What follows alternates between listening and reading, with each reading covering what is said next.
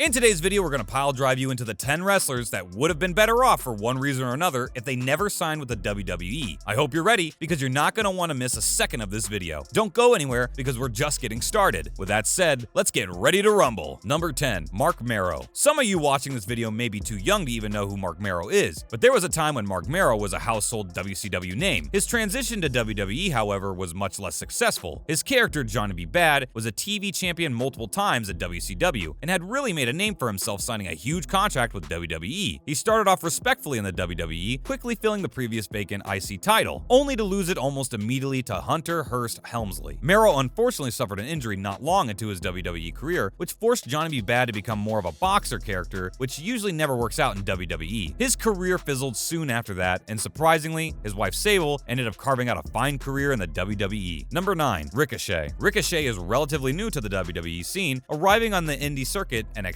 in 2018. However, he has done a great job quickly becoming a fan favorite. He's had a very short run on the main roster of WWE briefly, being crowned United States champion, but other than that, Ricochet has been vastly underutilized on the big stage. Ricochet has been a main card wrestler for many respectable companies worldwide, such as NJPW, PWG, Lucha Underground, and Evolve. While working for these companies, we have seen fantastic wrestling from Ricochet, and yet, for some reason, he is being criminally underused in the WWE. Number 8, Vader. Vader, much like his Star Wars namesake, was a keynote villain before he joined the WWE. Vader worked for WCW, AJPW, the NGPW, and of course eventually the WWE. However, like many wrestlers on this list, his time in the WWE was his worst time as a wrestler. The big man donned all sorts of larger-than-life outfits and was the big man that brought big thrills to the mat. When he switched over to the WWE, he was battling an injury and he needed some time before stepping back into the ring. The WWE allowed him the time he needed, but they wanted to switch Vader's name. The name change was much worse than his original name that the fans knew him by, but the WWE wanted the rebrand anyway, insisting that the switch his recognizable name to Mastodon. The name is obviously less threatening than Vader and is obviously less recognizable. And of course, the big man refused to change his name. He wrestled in the WWE under the name Vader for a number of years, suffering through more injuries, terrible bookings, and even an arrest. Vader was unfortunately diagnosed with congestive heart failure in 2016 and passed away in 2018. Number 7, Terry Taylor. Terry Taylor is an odd entry on this list because it wasn't the WWE that failed him, but more he who failed the WWE. Taylor was a less than exciting leading man and should never have been selected to be a main card guy. Taylor, while technically quite sound, was just not that exciting. The WWE also did hand Taylor one of the worst hands in professional wrestling by giving him the infamously terrible character known as the Red Rooster. Taylor sported a big red mohawk with his long blonde hair flowing around it, while strutting around the stage like a big rooster, essentially doing the chicken dance to mock his opponents. As much as the WWE gave Taylor a bad name, Taylor was never a guy who should have ever been considered to be a classic WWE leading man, especially back in 1988. Number 6, Eric Young. Young was once a superstar in his own right. Back when he was wrestling with TNA, he was an unstoppable sensation. His goofy nature mixed along with tough wrestling made for some potential leading man material. His run as tag team champion in NXT also gave his resume some merit, leading the WWE to sign him. It wasn't long after this signing that Young got tossed on the shelf, being barely used in any way. His popularity began to quickly die off just as fast as it had gathered, and soon Eric Young was an expendable piece for the WWE. Young was cut from the WWE main roster in 2020 to nobody's surprise. He then re-signed with TNA and has quickly risen to TNA superstardom just as he did before. It looks like Mr. Young is right where he belongs in the TNA, and is yet another example of wrestlers thinking their career would skyrocket with the WWE, only to go crawling back to their original company. Number 5, Chris Harris. One half of the famous America's Most Wanted tag team, Chris Harris and tag team partner James Storm quickly took the TNA by, well, storm. Harris had many opportunities to take the NWA title, and was often in the public eye because of this. Harris then jumped ship to WWE, where he was given the character of Braden Walker. What a ferocious name, right? Anyway, he did not last long in the WWE due to his knock-knock joke gimmick that angered the fans due to its stupidity. James Storm stayed in the TNA and went on to have a pretty decent career, whereas Chris Harris completely dismantled his own career with his jump to the big leagues. Knock knock, who's there? Braden Walker. Braden Walker who? That's it. That's the joke. Because if you were to bring up the WWE wrestler Braden Walker, I'm sure you would be met with the response, who? Number 4, Ethan Carter III. Michael Hutter, better known as EC3, began his march to WWE superstardom in the TNA like many do. EC3 had a rich kid persona that was backed up with a snarky attitude and overall hard-to-beat wrestling skills. EC3 enjoyed being the shark in an ocean of fish as he quickly became the TNA World Champion, which catapulted him to the WWE. While in the WWE, EC3 had some instances of note, including his feud with Dean Ambrose, his takeover New Orleans ladder match, and his 24/7 title reign, but besides these, EC3 was relatively forgettable while in the WWE, eventually leading him to being cut from the roster in 2020. EC3 has found himself back in fish-filled waters in the TNA, however, and certainly has big plans to be the champ. Number 3, Shane Douglas. Better Better known as the Dean, due to his prior work as a school teacher, Shane Douglas is one of the only people on this list who publicly complained about working for the WWE. In 1992, Douglas was the face of the ECW and was as hot as a wrestler could be at the time, commonly displaying his terrific wrestling prowess and being a stellar heel champion. He was signed to the WWE in 1995 and given the title The Dean, in which he credits most of his downfall to. The character stripped Douglas of his personality, making him mimic an actual person of authority, causing his recklessness to be tossed aside. Douglas was the champion for a very brief period of time,